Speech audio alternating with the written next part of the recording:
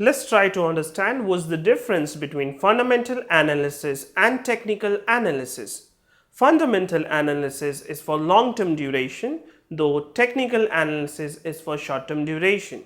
In fundamental analysis, we try to figure out what is the intrinsic value of the company, though in technical analysis, we'll try to see what should be the company's strategy for buying and selling for short duration for the stocks.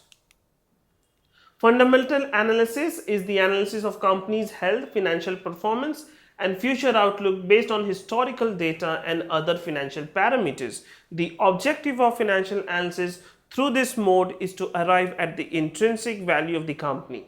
Though in technical analysis, it is a process of identifying trend reversals at an early stage to formulate the buying and selling strategy, as we have already discussed. Two important aspects of technical analysis is identifying the trend and recognizing when one trend and the prices start moving in the opposite direction. We are going to see these trends and the techniques that we use in technical analysis in our future videos.